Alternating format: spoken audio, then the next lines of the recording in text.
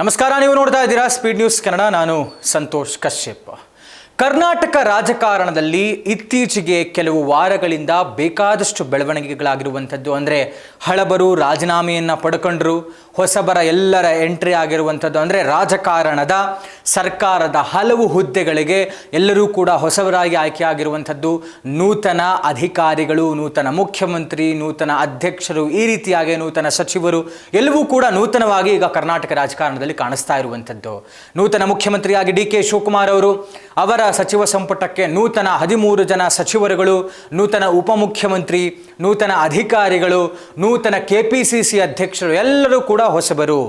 ಈಗ ಈ ಅಳೆದು ತೂಗಿ ಎಲ್ಲ ಲೆಕ್ಕಾಚಾರಗಳನ್ನು ಮಾಡಿ ಕಾಂಗ್ರೆಸ್ನ ಹೈಕಮಾಂಡ್, ಅಂದರೆ ಜಾತಿವಾರು, ಸಮುದಾಯವಾರು, ಪ್ರದೇಶವಾರು ಹಾಗೆ ಲೆಕ್ಕಾಚಾರವನ್ನು ಇಟ್ಟುಕೊಂಡು ಯಾವುದೇ ಅಸಮಾಧಾನಗಳು ಬರದೇ ಇರುವಂಥ ರೀತಿಯಲ್ಲಿ ರಾಜಕಾರಣವನ್ನು ಮಾಡೋದಕ್ಕೆ, ಆಡಳಿತವನ್ನು ನಡೆಸೋದಕ್ಕೆ, ಉತ್ತಮವಾದಂಥ ಆಡಳಿತವನ್ನು ಕಾಂಗ್ರೆಸ್ ಪಕ್ಷ ಕರ್ನಾಟಕದಲ್ಲಿ ಕೊಡಬೇಕು ಅನ್ನುವಂಥ ಕಾರಣಕ್ಕೆ ಎಲ್ಲ ಲೆಕ್ಕಾಚಾರಗಳನ್ನು ಮಾಡಿ 3 ವರ್ಷದ ನಂತರದಲ್ಲಿ, ಅಂದರೆ 2023ರಲ್ಲಿ ಅಧಿಕಾರಕ್ಕೆ ಬಂದಂತಹ ಕಾಂಗ್ರೆಸ್ ಪಕ್ಷಕ್ಕೆ 3 ವರ್ಷದ ನಂತರದಲ್ಲಿ, 3 ವರ್ಷದ ತನಕವೂ ಮಾಜಿ ಮುಖ್ಯಮಂತ್ರಿಗಳು ಸಿದ್ದರಾಮಯ್ಯನವರ ಅಧಿಕಾರವನ್ನು ನೋಡಿದ್ರು.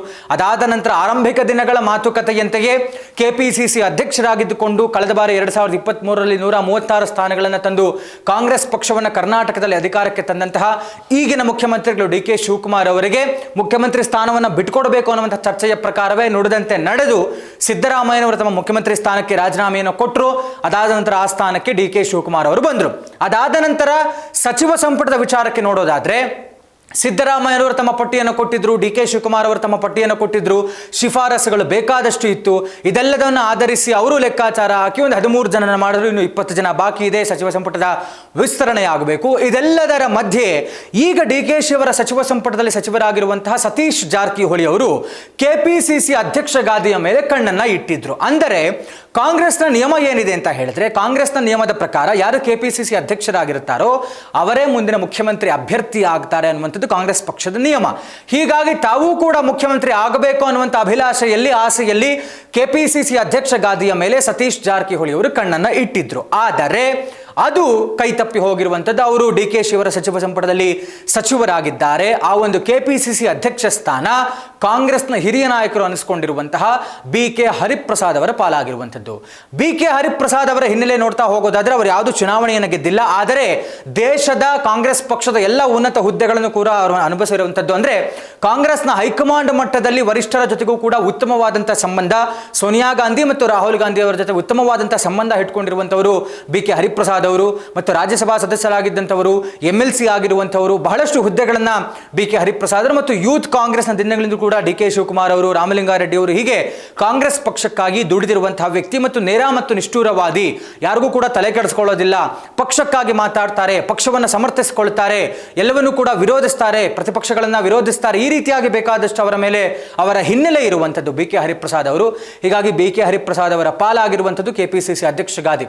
ಅವರಿಗೆ KPCC ಅಧ್ಯಕ್ಷ ಸ್ಥಾನ ಸಿಗ್ತಾ ಇದ್ದಂತೆ ಒಂದು ಹೇಳಿಕೆಯನ್ನು ಕೊಟ್ಟರು. ಅಗೈನ್ ಅದು ಒಂದು ರೀತಿಯಲ್ಲಿ ಕಾಂಟ್ರವರ್ಸಿ ಆಯಿತು. ಏನು, ಪಕ್ಷವನ್ನು ಕಟ್ಟಬೇಕು ಅಂತಿರುವಂಥವ್ರು ಮಾತ್ರ ನನ್ನ ಜೊತೆಗೆ ಬನ್ನಿ, ಅಧಿಕಾರದ ಆಸೆ ಇರುವಂಥವರು ಡಿ ಕೆ ಶಿವಕುಮಾರ್ ಅವ್ರ ಜೊತೆಗೆ ಹೋಗಿ ಅಂತ. ಅಂದರೆ ಒಂದು ಸ್ಪಷ್ಟವಾದಂಥ ನೇರವಾದಂಥ ಸಂದೇಶವನ್ನು ಕಾರ್ಯಕರ್ತರಿಗೆ ಮತ್ತು ಈ ಅಧಿಕಾರದ ಆಸೆ ಇಟ್ಕೊಂಡಿರುವಂಥ ಶಾಸಕರುಗಳಿಗೆ ಮತ್ತು ಸಚಿವರು ಎಲ್ರಿಗೂ ಕೂಡ ನೇರವಾದಂಥ ಒಂದು ಸಂದೇಶವನ್ನು ಕೊಟ್ಟರು. ಇಷ್ಟು ದಿವಸ KPCC ಅಧ್ಯಕ್ಷರಾಗಿ ಆಯ್ಕೆಯಾಗಿದ್ದರೂ ಕೂಡ ಇವರು KPCC ಅಧ್ಯಕ್ಷರಾಗಿ ಆಫೀಸ್ಗೆ ಇಲ್ಲಿಯ ತನಕ ಹೋಗಿರಲಿಲ್ಲ. ಇವತ್ತು BK ಹರಿಪ್ರಸಾದ್ ಅವರು ಫಾರ್ ದ ಫಸ್ಟ್ ಟೈಮ್, ಅಂದರೆ KPCC ಅಧ್ಯಕ್ಷರಾಗಿ ತಾವು ಹೋಗಿ KPCC ಆಫೀಸ್ನಲ್ಲಿ, ಕಚೇರಿಯಲ್ಲಿ ಇವತ್ತು ಆ ಒಂದು ಸೀಟನ್ನು ಅಲಂಕರಿಸಿದ್ದಾರೆ. KPCC ಆಫೀಸ್ನಲ್ಲಿ ಹೋಗಿ ಅವರಿಗೆ ಎಲ್ಲ MLAಗಳು, MP ಗಳು, ಶಾಸಕರುಗಳು ಎಲ್ಲರೂ ಕೂಡ, ಮಂತ್ರಿಗಳಾಗಿದ್ದಾರಲ್ಲ ಇವರೆಲ್ಲರೂ ಕೂಡ ಒಟ್ಟಾಗಿ ಸೇರಿ BK ಹರಿಪ್ರಸಾದ್ ಅವರಿಗೆ, ನೂತನ KPCC ಅಧ್ಯಕ್ಷರಿಗೆ ಹೂಗುಚ್ಛವನ್ನು ನೀಡುವ ಮುಖಾಂತರ ಶುಭಾಶಯವನ್ನು ಕೋರಿ KPCC ಕಚೇರಿಯಲ್ಲಿ ಅವರ ಆಸನವನ್ನು ಅಲಂಕರಿಸಿದ್ದಾರೆ ಇವತ್ತು BK ಹರಿಪ್ರಸಾದ್. ಈ ಒಂದು ಜಾಗದಲ್ಲಿ ಜಮೀರ್ ಅಹಮದ್ ಅವರು ಕೂಡ ಬಂದಿದ್ದರು. ಅಂದರೆ ಜಮೀರ್ ಅವರಿಗೆ ಅಸಮಾಧಾನ ಇದೆ, ಯಾಕೆಂದರೆ ಮುಸ್ಲಿಮರೆಲ್ಲರೂ ಕೂಡ ಪ್ರತಿಭಟನೆ ಮಾಡ್ತಾ ಇದ್ದಾರೆ. ಜಮೀರ್ ಅವರ ಬೆಂಬಲಿಗರು ಅವರಿಗೆ ಸಚಿವ ಸ್ಥಾನ ಸಿಗಬೇಕು ಅಂತ. ಈ ಮಧ್ಯದಲ್ಲಿ ಸಚಿವ ಸ್ಥಾನ ಸಿಗಲಿಲ್ಲ ಅನ್ನುವಂಥ ಕಾರಣಕ್ಕೆ ಜಮೀರ್ ಅವರಿಗೆ ಅಸಮಾಧಾನ ಇದೆ ಅಂತ ಆದರೂ ಕೂಡ ಅವರು ಡಿ ಕೆ ಶಿ ಅವರ ಪ್ರಮಾಣ ವಚನದಲ್ಲಿ ಭಾಗಿಯಾದರು. ಅದಾದ ನಂತರ ಪಕ್ಷದಲ್ಲಿ ಆಕ್ಟಿವ್ ಆಗೇ ಇದ್ದಾರೆ. BK ಹರಿಪ್ರಸಾದ್ ಅವರಿಗೆ ಅಂದರೆ KPCC ಆಫೀಸ್ಗೂ ಹೋಗಿ ಇವತ್ತು ಶುಭಾಶಯವನ್ನು ಕೋರಿ ಬಂದಿದ್ದಾರೆ. ಅವ್ರ ಕಥೆ ಏನಾಗುತ್ತೆ ಗೊತ್ತಿಲ್ಲ.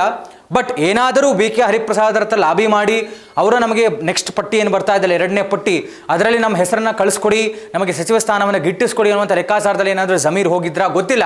ಒಟ್ಟಾರೆ ಇವರು ಈಗ ಪಕ್ಷವನ್ನು ಸಂಘಟಿಸಿ ಮತ್ತೊಮ್ಮೆ 2028ಕ್ಕೆ ಕಾಂಗ್ರೆಸ್ ಪಕ್ಷವನ್ನು ಕರ್ನಾಟಕದಲ್ಲಿ ಅಧಿಕಾರಕ್ಕೆ ತರಲೇಬೇಕಾದಂಥ ಒಂದು ಜವಾಬ್ದಾರಿಯಲ್ಲಿ ಈಗ ನೂತನ KPCC ಅಧ್ಯಕ್ಷರು ಬಿ ಕೆ ಹರಿಪ್ರಸಾದ್ ಅವರು ಇರುವಂಥದ್ದು. ಇದಾಗಿತ್ತು ಇವತ್ತಿನ ವಿಶೇಷ. ನೋಡ್ತಾ ಇರಿ ಸ್ಪೀಡ್ ನ್ಯೂಸ್ ಕನ್ನಡ, ಸುದ್ದಿ ನಿಮ್ಮದು, ವೇಗ ನಮ್ಮದು.